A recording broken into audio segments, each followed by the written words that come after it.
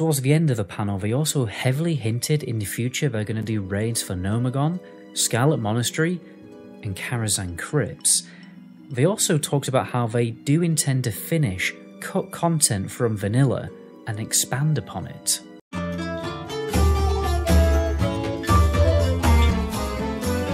So day one of BlizzCon is finally over, and now we have a much better idea of what the Season of Discovery vanilla server is actually going to look like. And I thought it would be a good idea to give you guys an overview of everything that we know so far. Essentially, what this is going to be is Classic Plus. It's Blizzard's answer to Classic Plus anyway. There will be a totally revamped class design for this server, new open world content, meaning new quests and PvP areas. There's going to be new raids, even raids while you're leveling up before you hit the end game, because there's actually going to be much slower leveling progression on this server. At first, in the first phase of Season of Discovery, the new level cap is actually going to be 25. They have been heavily influenced by the World of Warcraft Classic original beta. And lastly, there's actually going to be a new hardcore WoW game mode. Oh, and the release date is actually rather soon. It's coming out on the 30th of November. Let's go into detail about absolutely everything.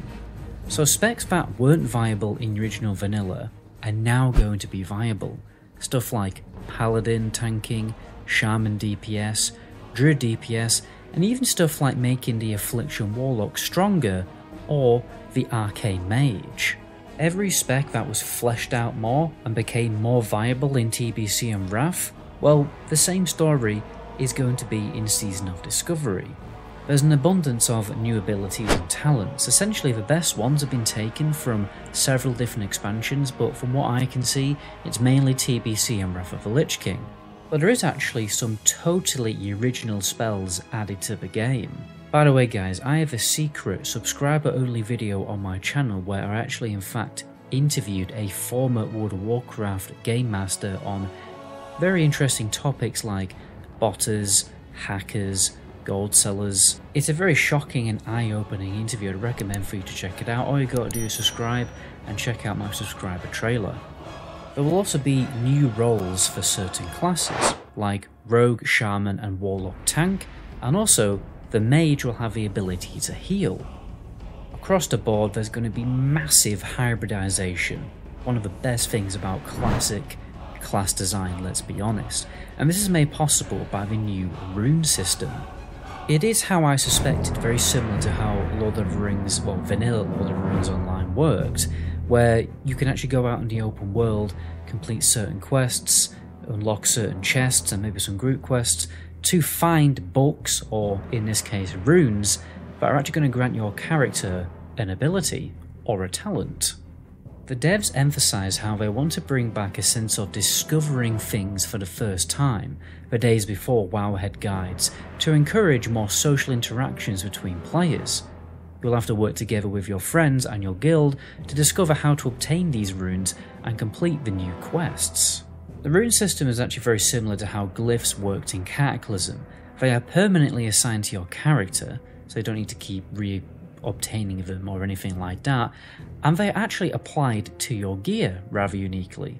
For instance, there will be headgear slot runes that can be applied to your helmet, but obviously not your leg gear. At level 25 you'll have access to 4 different types of runes, your head, chest, legs and gloves, but more will unlock at higher levels. There's actually 100 runes just for level 25 characters already in the game. You see, the talents stay the same, but you can have whatever runes that you want, so the potential here for class hybridization is insane, because you can be a deep spec'd frost mage but have the living bomb ability. This is probably the most hybridized we're ever going to see World of Warcraft class design. By the way guys, Zygarde have released some new insanely fast speed leveling and also profession guides for Wrath of the Lich King Classic and obviously Cataclysm Classic in the future. If you want to check the guides out, they do have a free trial right now. You just find it all in the description. I really appreciate it, as that really does help support the channel. But anyway, let's move on. Now, I was watching several live streams of people playing Season of Discovery and testing out all of the different classes, and obviously I took some notes, and I think these are the absolute highlights. The Warlock has a Lake of Fire talent, which makes Rain of Fire more powerful by adding a ground effect to it. You've got Master Channeler, which turns Drain Life into a dot. Everlasting Affliction, similar to how it is in Wrath of the Lich King. You have the ability Incinerate added to the game. Demonic Grace, Chaos Bolt and Haunt, those abilities that were later added in Wrath, are going to be in the game. There's also this weird talent that makes Shadow Bolt an AoE effect. The Metamorphosis is very different. It's actually more like a druid form. It's a permanent form that you can transform into to basically turn you into a tank, and all your abilities are going to change to be more like a warrior's abilities. Paladins will be glad to know that they will actually get a taunt ability, so tanking will be viable. Crusader Strike is a little bit different because it does damage, but it also regenerates mana, and they also have Seal of a Martyr, which was something obviously added in TBC Classic, but it also regenerates mana, similar to the replenishment buff added in Wrath, to obviously all of your party members. For the Hunter, they have abilities like Chimera Shot, Explosive Shot. They also have a talent called Lone Wolf. I think this is added much later in Wrath of the Lich King's lifetime, and apparently, well, they hinted that when you have the Lone Wolf talent, you can actually become a dual-wielding melee DPS, and it's perfectly viable. Also, Pet Growl is now actually a proper taunt ability. I don't know if they're kind of hinting there that the Hunter could potentially tank with his pet, but we'll see. Now, the Warrior get Victory Rush, Devastate abilities, and we also get Raging Blow, which is, I think that was a Fury Warrior ability, again added much later, and you can only use when you're in Rage. I also saw that the Warbringer talent had been added.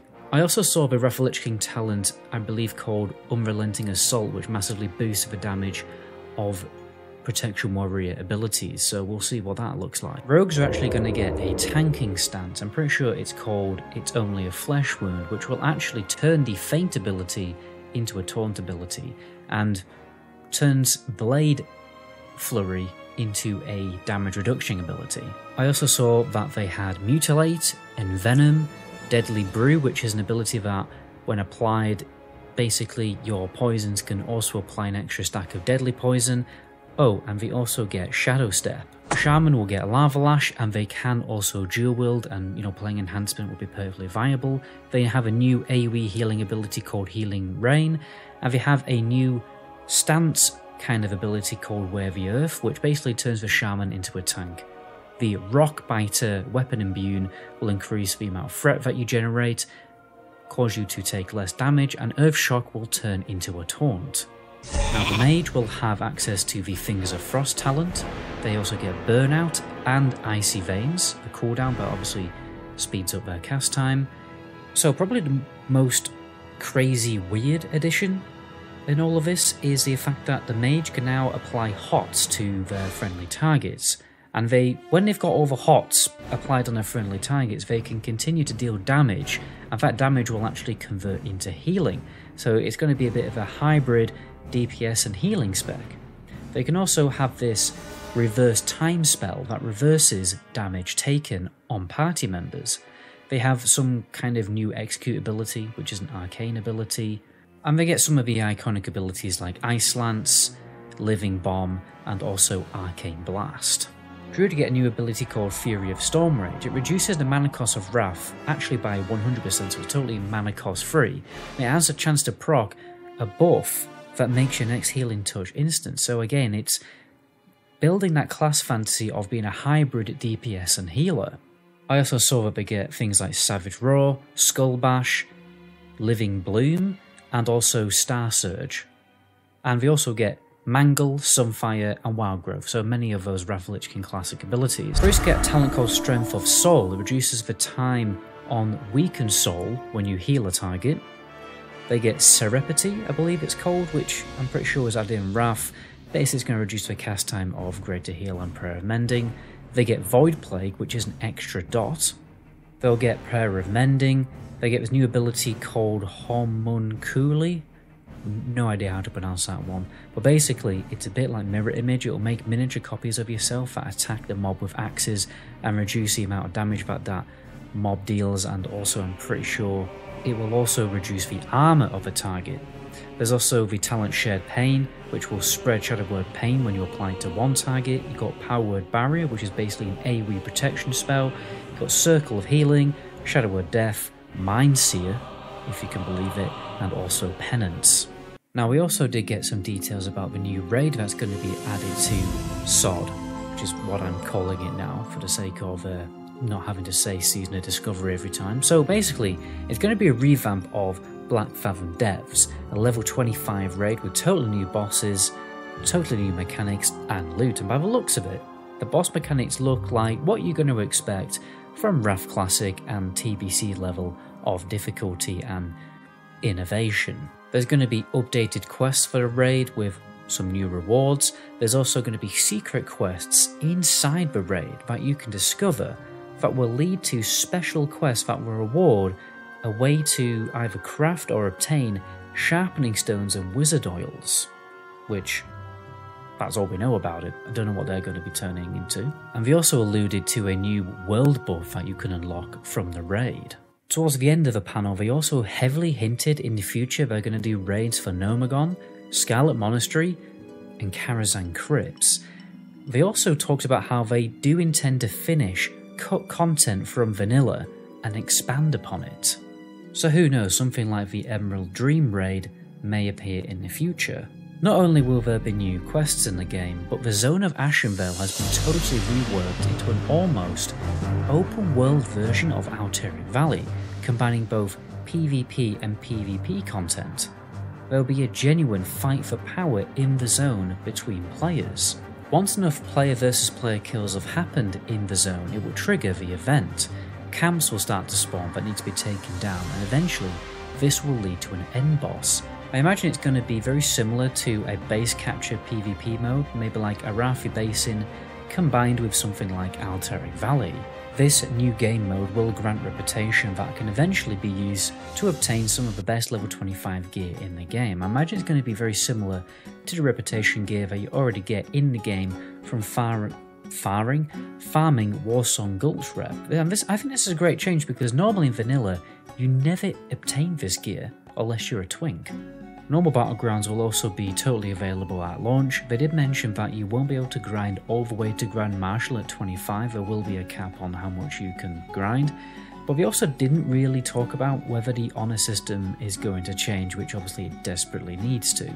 But they did mention how there's going to be a mount that you can obtain that provides a 50% movement speed boost, usable at level 25 but only mountable within the zone.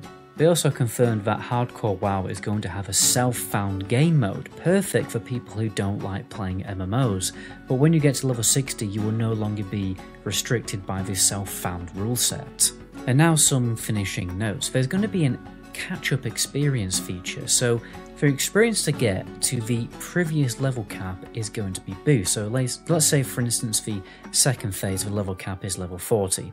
Well, getting to 0 from 25 is going to be boost, very similar to the Joyous Journeys buff. There's going to be absolutely no PTR or beta or anything like that, so people can't learn stuff early.